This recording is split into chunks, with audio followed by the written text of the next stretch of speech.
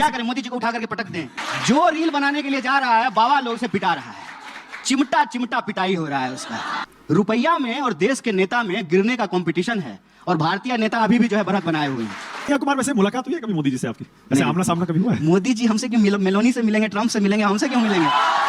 मैं इस TV channel से, इस मंच से देश से माफी मांगना चाहता हूं। और आज जब सच में मतलब इस बात की ग्लानि होती है कि उस जो है ना महात्मा जैसे व्यक्ति को भला बुरा जो है इस देश ने के लोगों ने कहा, क्योंकि सूचनाएं उनको उस तरह से प्रसारित की गई। बताइए ना, क्या हुआ कि आम आदमी पार्टी से गठबंधन करने के बाद भी लोकसभा में आप 7 सीटें हारे और आप अपना चुनाव, हालांकि वोट आपने बहुत लिए थे, अच्छे खासे मोदी जी से ज्यादा वोट आया है हमको। मजाक नहीं कर रहे हैं, आप वोट काउंट करके देख लीजिए, मोदी जी से ज्यादा वोट आया है। अच्छा खासा वोट आया, वही मैं कह रहा हूं। पर उस हार का विश्लेषण आपने किया, क्या हुआ कि आप भी हारे और दिल्ली में 7 सीटें हारे गठबंधन के बावजूद? देखिए, चुनाव मैं कह रहा हूं कि संख्या बल के आधार पर बीजेपी 2014 में भी जीती, 19 में भी जीती, 24 में भी जीती है, इसमें कोई दो राय नहीं है। स्वाभाविक रूप से अगर आप राजनीति को क्रिकेट मैच की तरह देखेंगे, अगर इंडिया हारेगा तो ऑस्ट्रेलिया जीत जाएगा। अभी जो है बॉर्डर गवास्कर ट्रॉफी में क्या हुआ, हम हारे वो जीत गए। लेकिन राजनीति को ना क्रिकेट मैच की तरह देखना नहीं चाहिए। राजनीति हमेशा जो है मुद्दों की होती है, विचारों की होती है, विमर्श का होता है। हमारा ये कहना है कि मोदी जी जब मुख्यमंत्री थे वो जो बोला करते थे और आज जब वो तीसरी बार प्रधानमंत्री हैं, तो दोनों बात को मिला करके देखिए कि वो हारे हैं कि वो जीते हैं। वो कहा करते थे कि हम जब आएंगे तो मनरेगा को समाप्त कर देंगे, है हिम्मत, करेंगे मनरेगा को समाप्त। कहते थे कि ये मुफ्त में चीजें क्यों बांटी जा रही है। और 2024 के चुनाव का पोस्टर मैं आपको याद दिलाना चाहता हूं, 80 करोड़ जनता को जो है 5 किलो अनाज दिया जा रहा है। देखिए, हार का अगर विश्लेषण करना है तो हमेशा विश्लेषण इस बात का करना चाहिए कि हम हार कहां रहे हैं। हम हार रहे हैं जब इस देश के लोकतांत्रिक संस्थाओं को कैप्चर किया जा रहा है। हम हारे हैं जब इस देश के मुख्य जो चुनाव आयुक्त हैं उनकी जो नियुक्ति हो रही है उसकी प्रक्रिया बदल दी। ऐसा लग रहा है मॉरल विक्ट्री क्लेम कर रहे हैं चुनाव नहीं, हम आइडियोलॉजिकल विक्ट्री क्लेम कर रहे हैं और आइडियोलॉजिकल डिफीट भी एक्सेप्ट कर रहे हैं। आइडियोलॉजिकल डिफीट हम वहां एक्सेप्ट कर रहे हैं कि इस देश की लोकतांत्रिक संस्थाएं कमजोर हुई है। आप किसी भी नौजवान से बात कर लीजिए, इनकी उम्र में हम ना सरकार पे उंगली उठाते थे। आज धीरे धीरे हमारी मानसिकता ऐसे बना दी गई है, ये हमारा पर्सनल फेलियर है। हमको एंजाइटी हो गई है, हमको डिप्रेशन हो गया है, हम मेहनत नहीं कर पाए हैं। अरे भाई, सिस्टम का भी दोष है, सिस्टम पे सवाल उठाना बंद हो गया है, वहां हम हारे हैं। एक नौजवान चुनाव पे चुनाव भी हारे हैं। देखिए, लोकतंत्र का बहुत अटूट हिस्सा चुनाव होता है, क्योंकि वोटर वोट करता है। मैं कह रहा हूं कि लोकतंत्र को बचाने में हमारी जीत अभी नहीं हुई है, ये हम स्वीकार कर रहे हैं।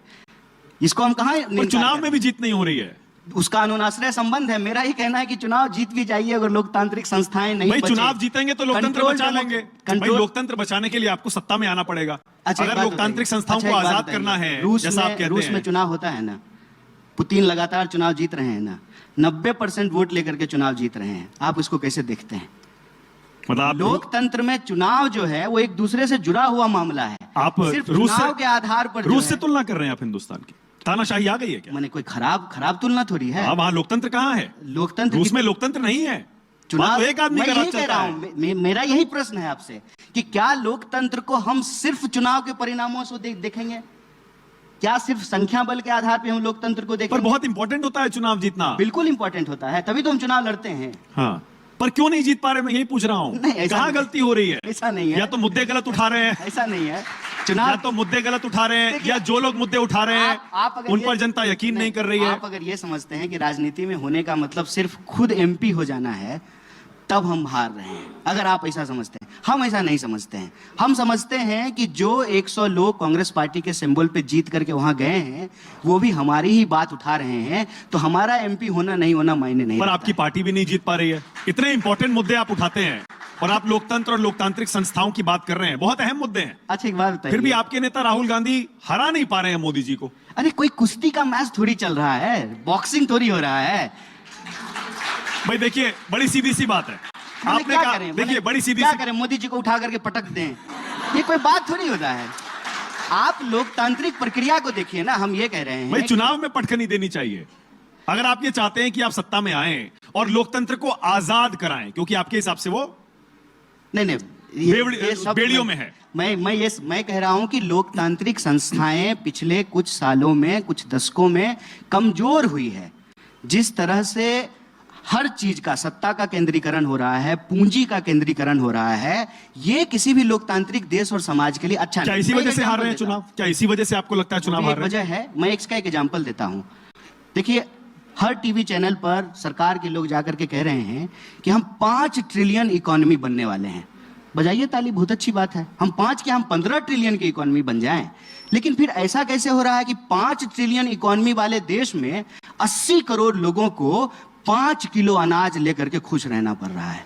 ऐसा कैसे हो रहा है कि इस देश के नौजवानों को 55% यूथ है इस देश में, उनको 5,000 की नौकरी नहीं मिल रही है, और एक अमीर अपने बेटे की शादी में 5,000 करोड़ रुपया खर्च करता है। और कन्हैया भाई, ये जो प्रश्न है, अगर इतने गंभीर मसले हैं, अगर इतने गंभीर मसले हैं और जनता इतनी परेशान है, फिर तो विपक्ष को इस बार जीतना चाहिए था। इंडिया गठबंधन मिलकर भी आप हरा नहीं पाए मोदी जी को। देखिए, अव्वल तो जो है, ये मत, ऐसा मत प्रिटेंड कीजिए कि मोदी जी अकेले हैं। मोदी जी का दायां पैर जो है नीतीश जी के हाथ में और बायां चंद्रबाबू नायडू जी के हाथ में है। देखिए, किसी को ना बढ़ा चढ़ा के मत भूलिए। वो अगर उस तरह से देखिएगा तो उनकी सीटें घट गई हैं। वो 303 सीट थी, 240 पे आ गए हैं। लेकिन मैं उसमें जाना नहीं चाहता हूं। मैं संख्या के उस आधार पर लोकतंत्र को, उसके डिस्कोर्स को सीमित नहीं करना चाहता हूं।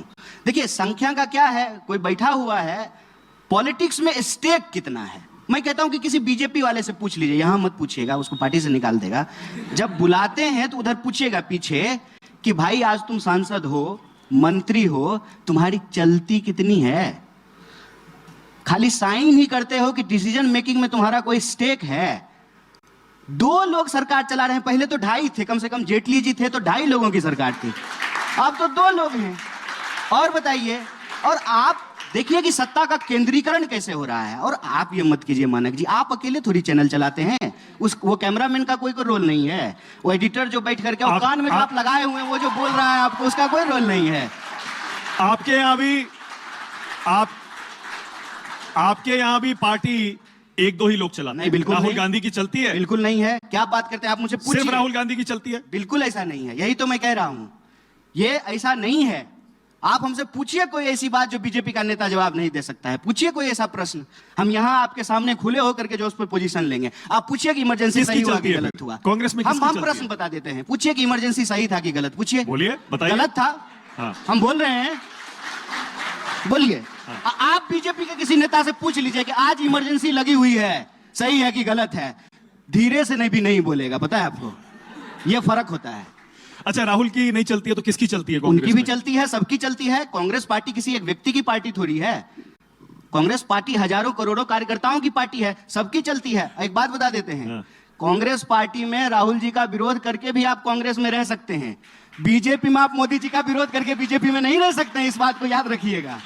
अच्छा, अरविंद केजरीवाल पर अपने विचार बताइए। देखिए, अरविंद केजरीवाल और उनकी 10 साल की सरकार के बारे में आप क्या सोचते हैं? देखिए, अरविंद जी सबसे पहले तो पढ़े लिखे व्यक्ति हैं। किसी को भी जो है एस्पायर करेंगे। बोलिए, हम लोग जब पढ़ रहे थे स्कूल में तो क्या सुकेश जी क्या बनना चाहते थे? इंजीनियर, तो इंजीनियर बने। फिर क्या बनना चाहते हैं? ब्यूरोक्रेट, तो ब्यूरोक्रेट बने। फिर क्या बनना चाहते हैं? नेता। तो वो तीनों एम्बिशन कंप्लीट कर लिए हैं। तो इस विचार से जो है कोई भी उनको अपना रेफरेंस पॉइंट बनाएगा।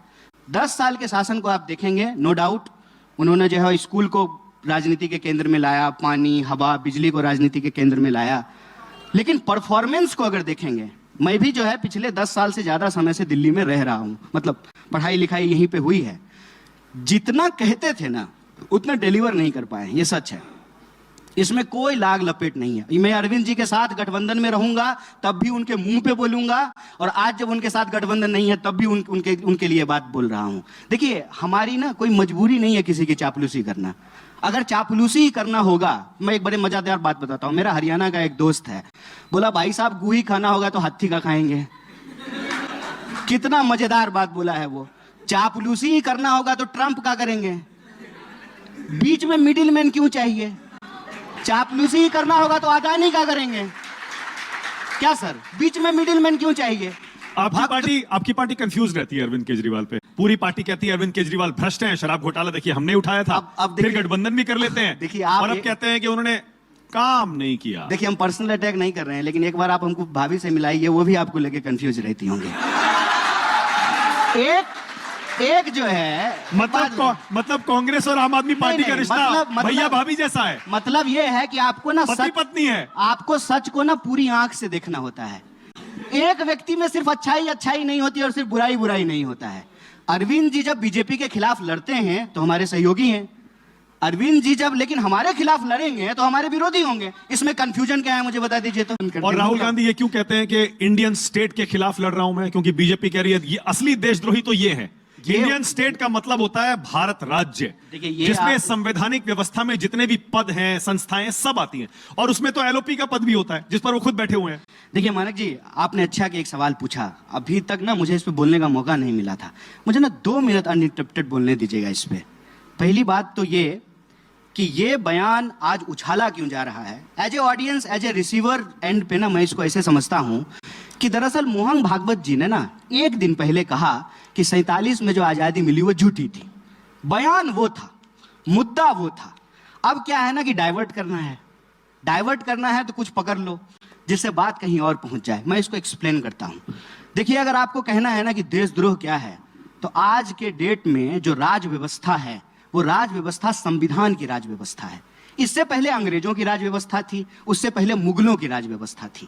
संविधान के राज व्यवस्था में संविधान लागू होने की प्रक्रिया को झूठा साबित करना, मतलब भागवत जी के नजर में महिला पुरुष बराबर हुए, दलित ब्राह्मण बराबर हुए, ये झूठ था जो 47 में हुआ।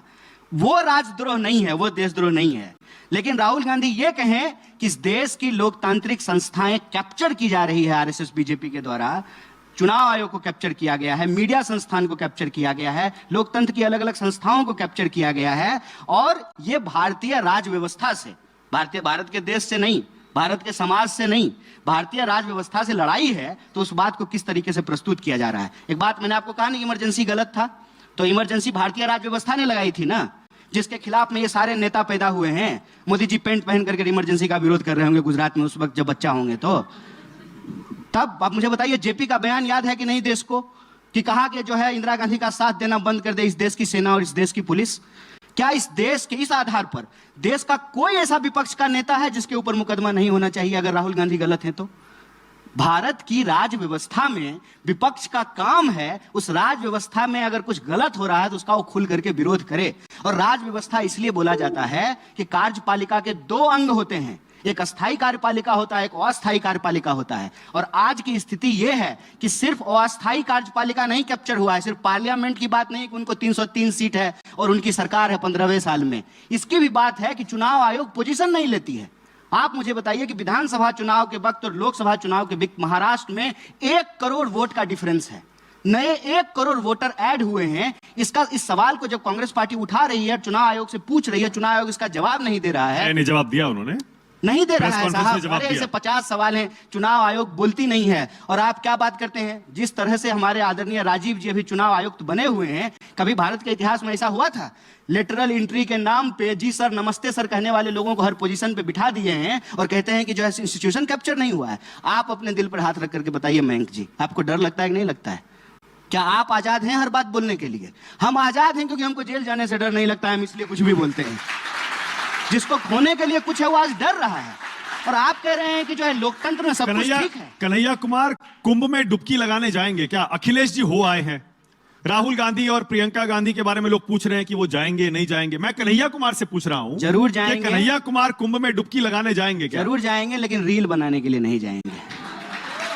जो रील बनाने के लिए जा रहा है बाबा लोग से पिटा रहा है, चिमटा चिमटा पिटाई हो रहा है उसका। मेरा देखिए आपसे यही निवेदन है भैया, मैं गंगा किनारे पैदा हुआ हूं, मेरा घर मेरा गांव गंगा के किनारे है, पढ़ाई लिखाई के जमुना किनारे में हुई है, तो गंगा जमुना का संगम हमारे जीवन धार्मिक है वैसे आप? तो मेरी बात सुन लीजिए, मैं बड़ी इंपॉर्टेंट बात बता रहा हूं आपको। गंगा जमुना का संगम मेरे जीवन में है, गंगा किनारे पैदा हुए, पढ़ाई लिखाई जमुना किनारे हुए, नाम कन्हैया है। आस्था और भक्ति, आस्था और भक्ति, इसके बारे में बहुत इंपॉर्टेंट बात बोल रहा हूं। ये ना टीवी चैनल यूट्यूब मोबाइल से पहले धर्म था, भक्ति थी, आस्था था, संगम था, और हजारों साल से लोग वहां पे डुबकियां लगा रहे हैं। जिस तरीके से आज उसको बदनाम करने की कोशिश की जा रही है, मैं कहता हूं कि ये किसी के आस्था के ऊपर प्रहार नहीं करना चाहिए, बहुत गलत है। सिर्फ जो है टीआरपी के लिए, व्यूज के लिए, रील के लिए, पॉपुलर होने के लिए आप एक भक्ति परंपरा को बदनाम कर रहे हैं। ये गलत बात है। हमको मौका मिलेगा जरूर लगाएंगे। और मैं आपको बता दूं, मैं तो वहां से आता हूं, मेरी माँ कहती थी, मेरी दादी कहती थी, मन चंगा तो कठौती में गंगा। धर्म के खिलाफ नहीं है साहब, धार्मिक हैं, लेकिन आडंबर के पक्ष धार्मिक है, मतलब ऐसे धार्मिक है। हमेशा से रहे हैं या बाद में बदला है? भारत जैसे देश में पैदा होकर के कोई व्यक्ति अधर्मिक कैसे हो सकता है? अधार्मिक कैसे? अधर्म क्या है? अधर्म यह है कि आप पत्रकार हैं और आप सवाल ना पूछें, ये अधर्म है। मैं विद्यार्थी हूं, अगर मैं पढ़ाई नहीं करूं, ये अधर्म है। कोई शिक्षक अगर पढ़ाए नहीं, ये अधर्म है। न्यायालय में अगर न्याय नहीं मिले, ये अधर्म है। देखिए, धर्म आपकी प्रकृति से जुड़ा हुआ मामला। राम मंदिर जाएंगे? अभी तक तो नहीं गए। नहीं, राहुल गांधी नहीं गए, प्रियंका गांधी नहीं गई, कन्हैया कुमार नहीं गए, कांग्रेस के बड़े नेता। कौन से राम मंदिर की बात कर रहे हैं? जो अयोध्या में बना सुप्रीम कोर्ट के फैसले के बाद। गली के राम मंदिर में जाएंगे, राम जी वहां भी हैं, राम जी वहां भी हैं।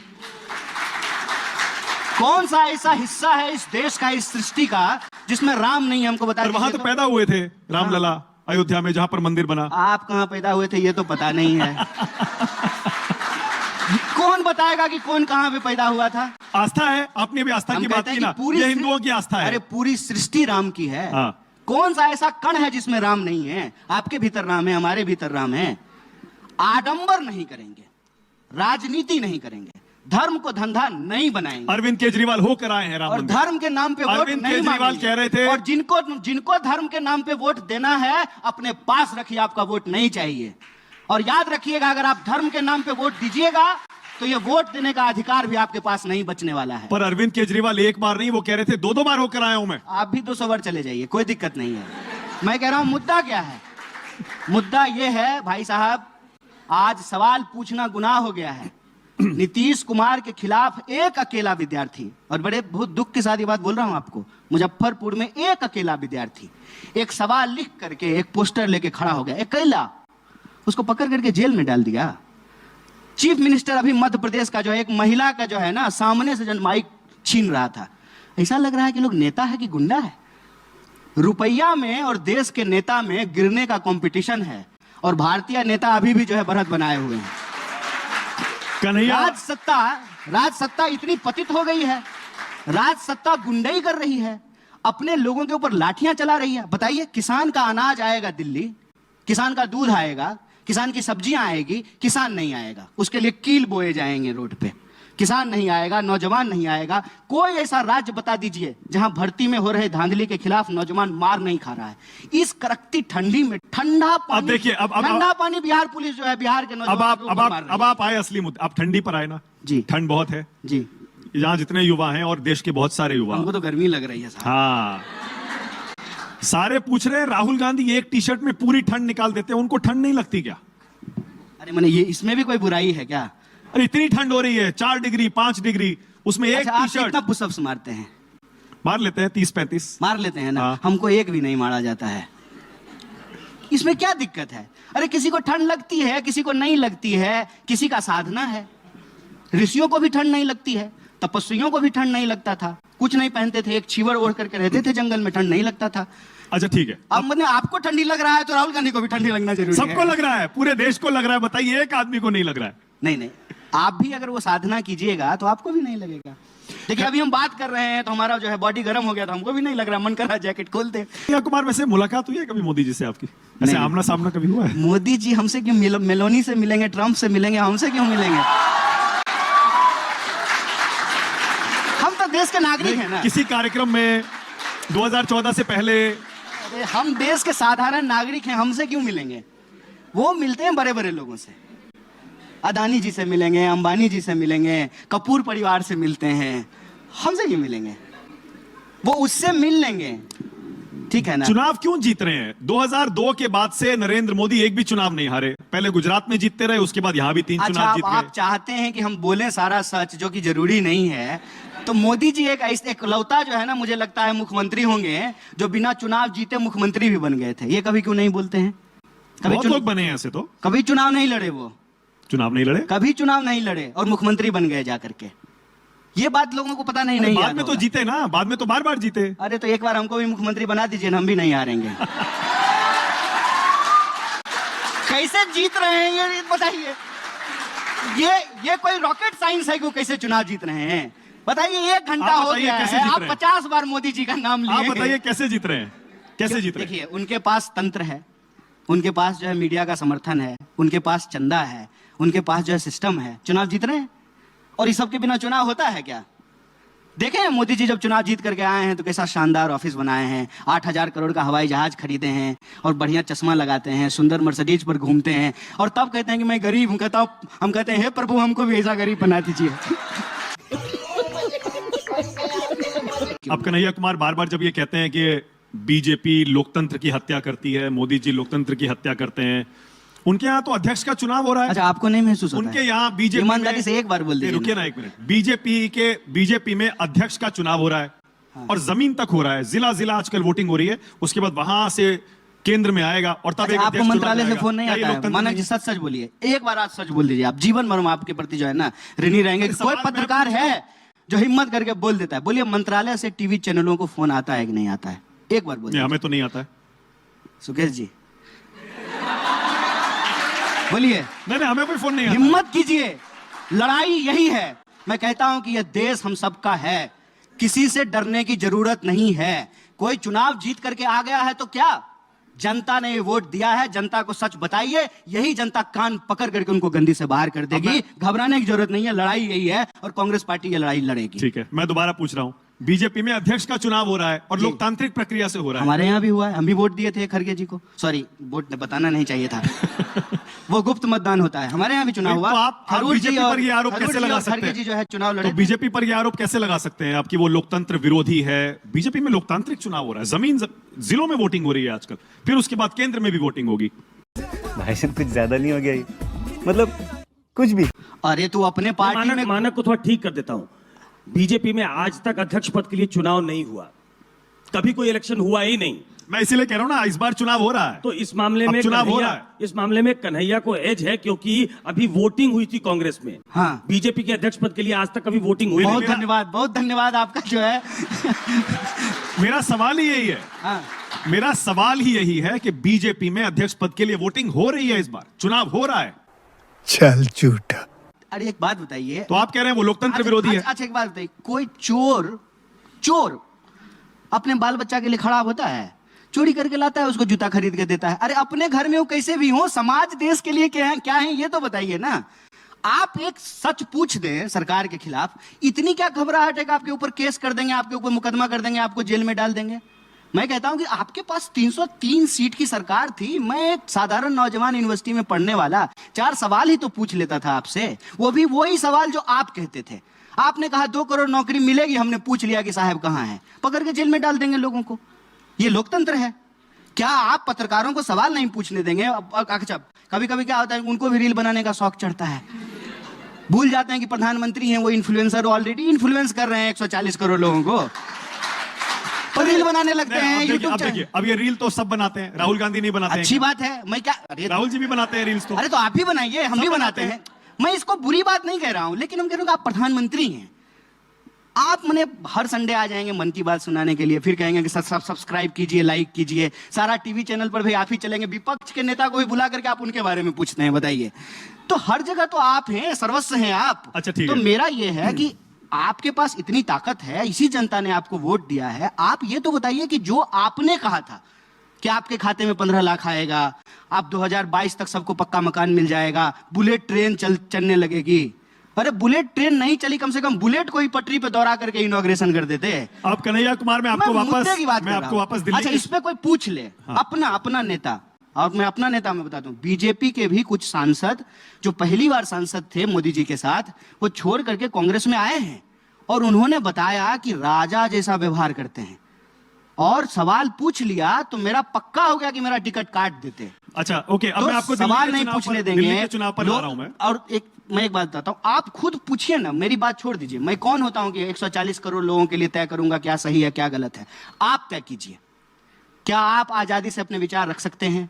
आप अपने मुद्दे उठा सकते हैं, आपको आपकी योग्यता के हिसाब से नौकरी मिल रही है, किसानों को उनके फसल का दाम मिल रहा है। क्यों हर 3 मिनट में इस देश की किसी महिला के साथ यौन अपराध हो रहा है? क्यों हर 1 घंटे में किसान आत्महत्या कर रहा है? क्यों हर 1 घंटे में 2 नौजवान आत्महत्या कर रहा है? ये हम कर रहे हैं क्या? दिल्ली के चुनाव पर लौटिए और मुझे ये बताइए ईमानदारी से, बिल्कुल दिल पर हाथ रखकर आप तो वैसे ही बार-बार चुनाव पे ही लौट आते हैं। कांग्रेस के नेता अभी भी दिल्ली चुनाव को लेकर दुविधा में हैं। शीला दीक्षित के 15 साल को अरविंद केजरीवाल ने क्या जमकर कोसा था, जिसके दम पर वो सत्ता में आए थे। फिर आपको उन्हीं के साथ गठबंधन करना पड़ा। आज उन्हीं के खिलाफ आप चुनाव लड़ रहे हैं। अरविंद केजरीवाल ने क्या शीला दीक्षित और मनमोहन सिंह के साथ अन्याय किया था, उनको भ्रष्ट कहकर? और आज वो कहते हैं कि मैं उनका सम्मान करता हूं। क्या कांग्रेस नेता होने के नाते मन में आपके वो टीस है कि केजरीवाल जी ने गलत किया था? चलिए, केजरीवाल तो और व्यक्ति है ना। मैं इस टीवी चैनल से, इस मंच से, देश से माफी मांगना चाहता हूं कि जब मैं नौजवान था, कॉलेज में पढ़ रहा था, तो मैंने जो है डॉक्टर मनमोहन सिंह के खिलाफ में जो है ना खराब शब्द का इस्तेमाल किया। मैं माफी मांगना चाहता हूं। और ये उस वक्त जो है ना हम लोगों को उसी तरीके से बताया गया, हमारे बीच में सूचना उसी तरीके से प्रसारित की गई। और आज जब सच में मतलब इस बात की ग्लानि होती है कि उस जो है ना महात्मा जैसे व्यक्ति को भला बुरा जो है इस देश ने के लोगों ने कहा, क्योंकि सूचनाएं उनको उस तरह से प्रसारित की गई। तो अरविंद केजरीवाल जी ने कहा है तो कहा है, और उनको आज महसूस होता है तो वो भी आकर के माफी मांगने बड़प्पन दिखा करके कहते हैं कि माफी मांगना चाहिए। आप मानते हैं? मैं कहता हूं कि वो उनका स्वभाव है। मेरा स्वभाव है कि अगर मुझे गलती स्वीकार हुई है तो मैं माफी मांग लूंगा, और मैंने ये गलती की है, और सिर्फ मैंने नहीं किया है। और उसमें शीला जी का नाम भी जोड़ना चाहिए। शीला जी के लिए भी माफी मांगनी चाहिए। बिल्कुल। आज दिल्ली की हालत देख लीजिए, कोई भी दिल्ली का व्यक्ति बता देगा कि जितना विकास शीला जी के वक्त में दिल्ली का हुआ, उतना विकास दिल्ली के इतिहास में कभी नहीं हुआ। शीश महल में रहना गलत है मुख्यमंत्री के लिए? नहीं, महल में तो जो है राजा को छोड़ करके किसी को नहीं रहना चाहिए, और लोकतंत्र में कोई राजा तो होता नहीं है। शाबाश बेटा, बहुत बढ़िया। अब बताइए मैं क्या करूंगा? एक बहुत सिंपल सी टिप आपके साथ शेयर करती हूँ। अपने हाथ को इस तरीके से रखिए। If you look at this from your side, आपका लेफ्ट हैंड आपको बी के जैसे दिखेगा और राइट हैंड आपको डी के जैसे दिखेगा। B and D. B for थोड़ी मदद रखिए। वे मैं तेरा मन पर